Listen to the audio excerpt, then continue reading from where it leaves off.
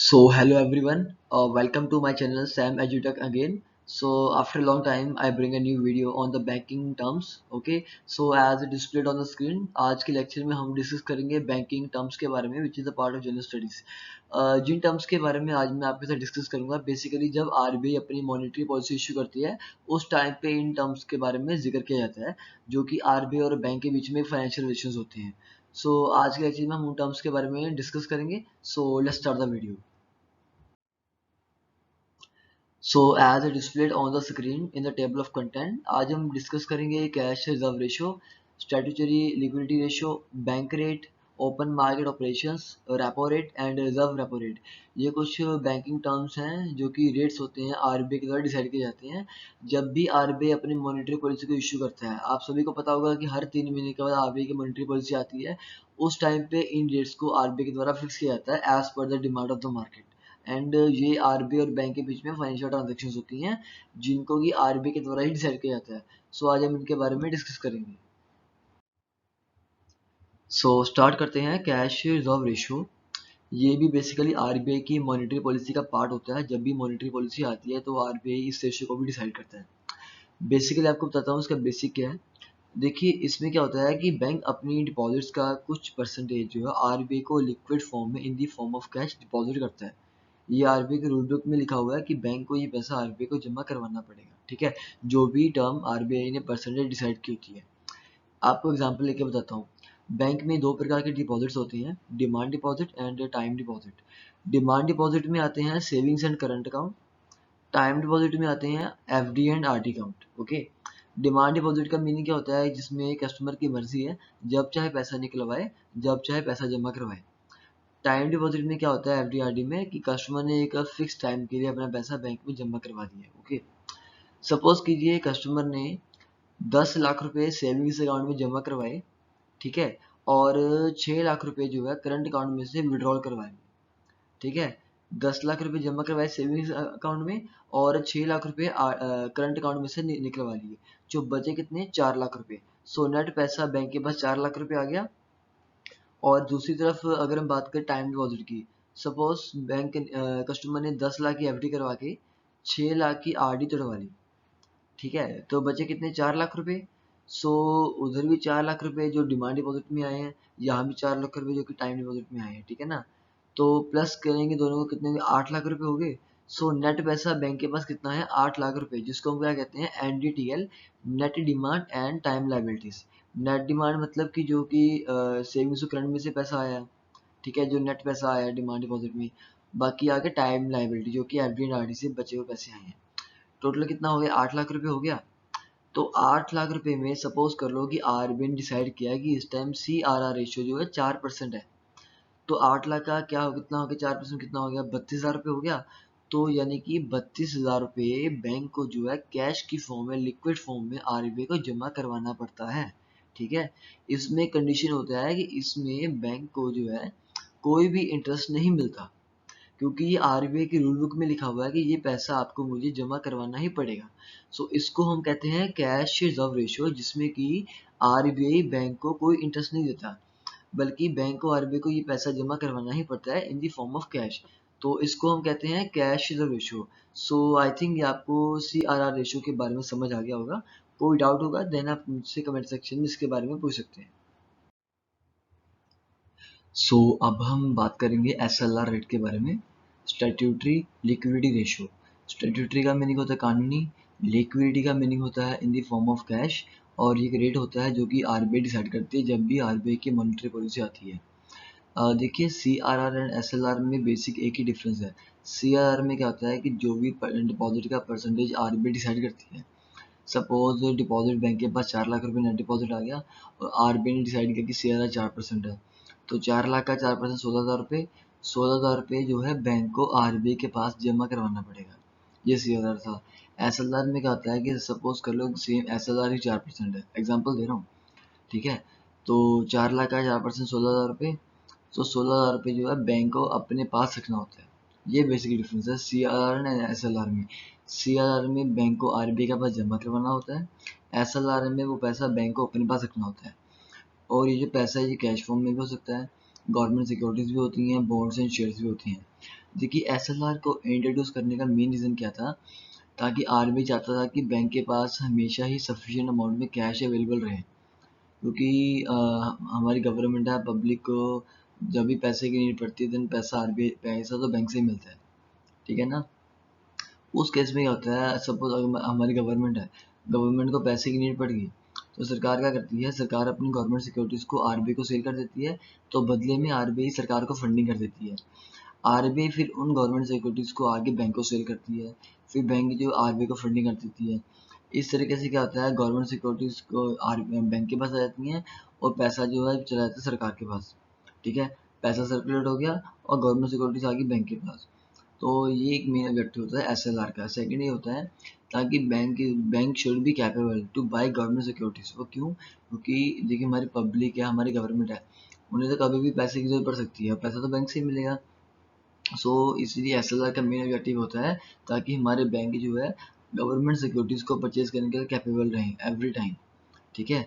So this is all about SLR ratio, जिसमें ये होता है कि बैंक को अपने पास कुछ सफिशिएंट अमाउंट में कैश रखना चाहिए, जो भी परसेंटेज आरबीआई डिसाइड करता है। So any doubt, any query, you can drop a question in the comment section, okay. अब हम बात करेंगे बैंक रेट के बारे में। देखिए बैंक रेट बेसिकली क्या होता है, जिसमें रिजर्व बैंक ऑफ इंडिया जो है ना, बैंक्स को कमर्शियल पेपर के अगेंस्ट रीडिस्काउंटिंग फैसिलिटीज प्रोवाइड करता है, ठीक है। उसको हम कहते हैं बैंक रेट। और इसमें एक और रीज़न भी होता है कि जब आरबीआई बैंक्स को लॉन्ग टर्म के लोन देता है ना, तो वो भी बैंक रेट पे देता है लोन लॉन्ग टर्म के लिए, ठीक है, जिसमें कि फिर बैंक्स को हायर रेट ऑफ इंटरेस्ट भी पे करने पड़ते हैं आरबीआई को। आपको इसकी मैं एग्जांपल लेके बताता हूँ, ठीक है। सपोज ये ए कस्टमर है, ठीक है, और ये बी कस्टमर है। ए ने बी को दिए 100 रुपये, बी ने इसे मांगे होंगे, तो ए ने बी को 100 रुपये दे दिए, ठीक है, 90 दिनों के लिए। ये आपको सिर्फ मैं एग्जांपल लेके चल रहा हूँ, ठीक है। 90 दिनों के लिए ए ने बी को 100 रुपये दे दिए, तो बदले में बी ने दे दिया ए को बिल ऑफ एक्सचेंज, ठीक है, दे दिया।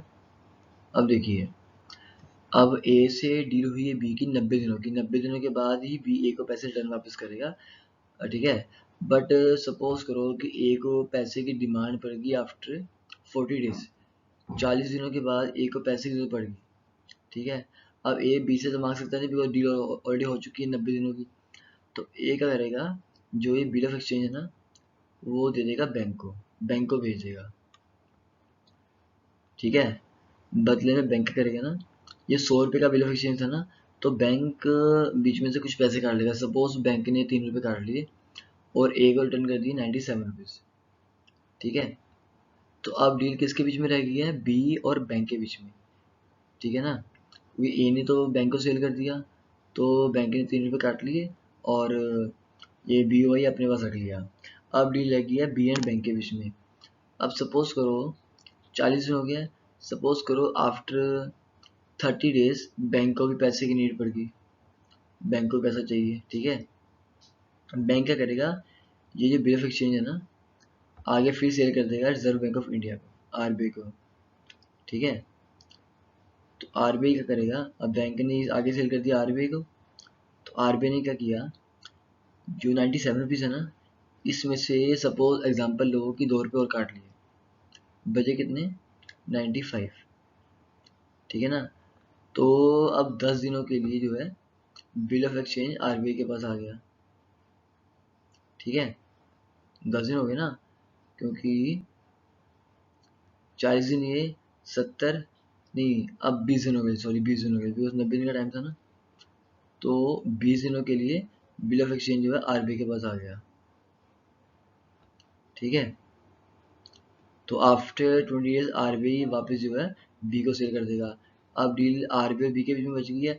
अब देखिए ध्यान से, पहले ए और बी के बीच में डील साइन हुई थी, ठीक है, 100 रुपये में। तो ए को नीड पड़ेगी, तो ए ने आगे बी बैंक को भेज दिए, बैंक ने 3 रुपये काट लिए, 97 दे दिए। तो बैंक ने आगे फिर से आरबी को भेज दिए, तो आरबी ने 2 रुपये और काट लिए, 95 बच गए। तो ये जो आप देखें, यहाँ पे जो डिस्काउंट हो रहा है, यहाँ पे 3 रुपये काटे हैं, यहाँ पे 2 रुपये काटे हैं, ये बेसिकली डिस्काउंटिंग फैसिलिटी है जो आरबीआई बैंक को प्रोवाइड करता है कमर्शियल पेपर के अगेंस्ट, ठीक है ना। इसको हम कहते हैं पैसा मिलना बैंक रेट पे या देना, ठीक है। ये जो डिस्काउंट हो रहा है ना बार बार, ये बैंक रेट पे हो रहा है। सो this is basically about the bank rate. ठीक है, एक ये होता है कि बैंक आरबीआई के लॉन्ग टर्म के लोन जब देता है ना तो वो बैंक रेट पे मिलता है, और बाकी जो कमर्शियल ये होता है आपका commercial paper, bank of bill of exchange, ठीक है ना। तो कमर्शियल पेपर के अगेंस्ट री डिस्काउंटिंग फैसिलिटी प्रोवाइड करना, ये आरबीआई ने बैंक्स को फैसिलिटी दे रखी है। सो this is basically all about the bank rate. Okay, next topic है ओपन मार्केट ऑपरेशंस। देखिए इकोनॉमी में जहाँ भी टर्म आएगा ना ओपन मार्केट का, यानी कि वहाँ पर ट्रेड की बात हो रही है। ठीक है, दो टाइप की इकोनॉमी होती है, open economy and closed economy. Open economy की अगर बात करें तो इंपोर्ट एंड एक्सपोर्ट इंक्लूड होता है, क्लोज्ड इकोनॉमी में इंपोर्ट एंड एक्सपोर्ट इंक्लूड नहीं होता। जो स्टूडेंट्स एमबीए एमकॉम करें उनको इन टर्म्स का पता होगा। इंडिया एक ओपन इकोनॉमी है, यहाँ पे इंपोर्ट भी होता है और एक्सपोर्ट भी होता है। तो अब देखिए यहाँ पे भी ट्रेड हो रहा है, तो यहाँ पे ट्रेड कौन कर रहा है? आरबीआई ट्रेड कर रहा है। किसकी ट्रेडिंग कर रहा है? जी सेक्स की ट्रेडिंग कर रहा है, गवर्नमेंट सिक्योरिटीज की ट्रेडिंग कर रहा है। गवर्नमेंट क्या करती है? अपनी गवर्नमेंट सिक्योरिटीज को आरबीआई को इश्यू करती है, तो आरबीआई गवर्नमेंट को पैसा इशू कर देती है। वो गवर्नमेंट सिक्योरिटीज आरबीआई आगे बैंक को इशू करती है, तो बैंक उन सिक्योरिटीज आगे कस्टमर को इशू करता है। इससे क्या हो रहा है? गवर्नमेंट सिक्योरिटीज की सेल हो रही है, गवर्नमेंट को पैसा मिल रहा है। ठीक है, सो ये एक प्रोसेस होता है। सपोज एग्जांपल लेके चलते हैं कि 50 दिन का प्रोसेस है। ठीक है, 50 दिन में गवर्नमेंट सिक्योरिटीज से government to RBI, RBI to bank and bank to customer sale होगी। समटाइम्स क्या होता है कि बैंक इन सिक्योरिटीज को आगे अपने ही पास एसएलआर की फॉर्म में रख लेते हैं। ठीक है, फिर से रिवर्स होगा, customer to bank, bank to RBI, RBI to government. ठीक है, इससे सब क्या हो रहा है? गवर्नमेंट सिक्योरिटीज की सेल एंड परचेज हो रही है। ठीक है, मार्केट में। और ये कौन कर रहा है? आरबीआई कर रहा है। किसके बिहाफ पे कर रहा है? गवर्नमेंट ऑफ इंडिया के बिहाफ पे कर रहा है। ठीक है, सो ये सारा प्रोसेस होता कैसे है? This is done by an auction process. Auction होती है, बोल होती है, और डिस्काउंट रेट पे सिक्योरिटीज की सेल एंड परचेज की जाती है। ओपन मार्केट ऑपरेशंस का एक और कंपोनेंट है लिक्विडिटी एडजस्टमेंट फैसिलिटी। लिक्विडिटी यानी कि जो कैश फॉर्म में होता है, कैश को एडजस्ट करना, इसकी फैसिलिटी। कैश किसके पास रहेगा? हमेशा आरबीआई के पास होता है। तो आरबीआई कैश को एडजस्ट कैसे करता है? बैंक के साथ करता है। आरबीआई समटाइम पैसा बैंक को देता है, बैंक पैसा आरबीआई को देता है। ठीक है, तो दोनों ही आपस में जो है कैश को एडजस्ट करते हैं। क्योंकि मार्केट में क्या है कि मार्केट में तो आप जितना मर्जी पैसा सप्लाई कर दो, मार्केट में डिमांड कभी कम नहीं होगी। बट एक कंट्रोल्ड वे में मार्केट में जो मनी सप्लाई की जाती है ताकि मार्केट में डिमांड इंक्रीज ना हो। तो इस केस में क्या होता है कि आरबीआई और बैंक आपस में जो कैश को एडजस्ट करते हैं। ठीक है, basically this is use to regulate the money supply in the country. ठीक है, ताकि कंट्री में मार्केट में ज़्यादा फ्लो में भी पैसे सप्लाई ना हो जाए, इसलिए आरबीआई एंड बैंक आपस में जो है पैसे को एडजस्ट भी करते हैं। लिक्विडिटी एडजस्टमेंट फैसिलिटी होती कैसे है? Repo rate and reverse repo rate के द्वारा। Repo rate and reverse repo rate के बारे में आपको नेक्स्ट स्लाइड में बताऊंगा। समटाइम्स एग्जाम में क्वेश्चन आता है व्हाट इज लैफ। ठीक है, तो इसका सिंपल मीनिंग है repo rate plus reverse repo rate. So this is basically all about open market operations. Okay, so अब हम बात करेंगे रेपो रेट के बारे में। ठीक है, देखिए आरबीआई जब भी कमर्शियल बैंक को लोन देता है ना, वो दो रेट पे देता है। या तो बैंक रेट पे देगा या फिर रेपो रेट पे देगा। बैंक रेट पे तब देता है जब लोन देता है लॉन्ग टर्म के लिए, लंबे समय के लिए। रेपो रेट पे लोन तब देता है जब देता है शॉर्ट टर्म के लिए, लेस देन 1 ईयर। ठीक है, अब मैं अगर बात करूँ लॉन्ग टर्म की, तो फिर उसमें आपको पता है कि बैंक को फिर ब्याज काफ़ी देना पड़ेगा लॉन्ग टर्म लोन के लिए। तो बैंक हमेशा ये ट्राई करते हैं कि उन्हें लोन मिले शॉर्ट टर्म पे, यानी कि रेपो रेट पे। तो बैंक हमेशा आरबीआई से जो रेपो रेट पे ही लोन देता है। ठीक है, मोस्टली। तो बेसिकली इसमें क्या होता है कि आरबीआई जो है बैंक को लोन देता है गवर्नमेंट सिक्योरिटीज खरीद के। आरबीआई बैंक से गवर्नमेंट सिक्योरिटी परचेज कर लेता है, उसके ब्याह पे आरबीआई बैंक को रेपो रेट पे लोन दे देता है। ठीक है, अब ये होता है बेसिकली रेपो रेट का। ठीक है, देखिए जितना भी रेपो रेट आरबीआई फिक्स करेगा ना, रिवर्स रेपो रेट ऑटोमेटिकली उसका 1% कम हो जाएगा, बिलो हो जाएगा। ठीक है, सपोज अगर रेपो रेट 8% चल रहा है ना, देन ऑटोमेटिकली जो रिवर्स रेपो रेट है उसका हो जाएगा 7%। ठीक है, 1% कम हो जाएगा। देखिए यार सिंपल सी बात है, बाप बाप होता है और बेटा बेटा होता है। यहाँ बाप कौन है? आरबीआई है, और बैंक क्या है? बेटा है। ठीक है, तो जितना भी मतलब रेपो रेट होगा तो reverse repo rate automatically repo rate से 1% कम हो जाएगा। ठीक है, तो ये था बेसिकली रेपो रेट के बारे में। अब हम बात करेंगे रिवर्स रेपो रेट के बारे में। देखिए repo rate and reverse repo rate में ना बेसिकली एक ही डिफरेंस है। रेपो रेट में क्या होता है कि आरबीआई जो है कमर्शियल बैंक को लोन देता है, गवर्नमेंट सिक्योरिटीज परचेज करके। रिवर्स रेपो रेट में क्या होता है, कमर्शियल बैंक आरबीआई को लोन दे रहे हैं आरबीआई से गवर्नमेंट सिक्योरिटीज परचेज करके। This is the basic difference. और अब आपके मन में क्वेश्चन होगा कि क्या इसमें बैंक को आरबीआई से इंटरेस्ट मिलता है? डेफिनेटली मिलता है। लास्ट टाइम मैंने आपको पढ़ाया था सीआरआर के बारे में, कैश रिजर्व रेशियो। उसमें क्या होता है कि वो आरबीआई की रूल बुक में लिखा हुआ है कि बैंक को अपने डिपॉजिट्स का कुछ परसेंटेज, जो कि आरबीआई डिसाइड करता है, आरबीआई को इन दी फॉर्म ऑफ कैश जमा करवाना पड़ता है। उसमें बैंक को आरबीआई से इंटरेस्ट नहीं मिलता, बिकॉज क्यों, वो आरबीआई की रूल बुक में लिखा हुआ है। ठीक है। अब यहाँ पे क्या हो रहा है कि यहाँ पे आरबीआई बैंक को ऑर्डर नहीं कर रहा, बैंक से मांग रहा है। ठीक है। तो इस केस में आरबीआई बैंक को जो है इंटरेस्ट भी पे करता है, इसमें इंटरेस्ट मिलता है बैंक को आरबीआई से रिवर्स रेपो रेट में। सो this is basics about repo and reverse repo rate. मैं आप फिर से रिपीट कर देता हूँ। रेपो रेट में क्या होता है कि आरबीआई कमर्शियल बैंक को लोन देता है गवर्नमेंट सिक्योरिटीज परचेज करके।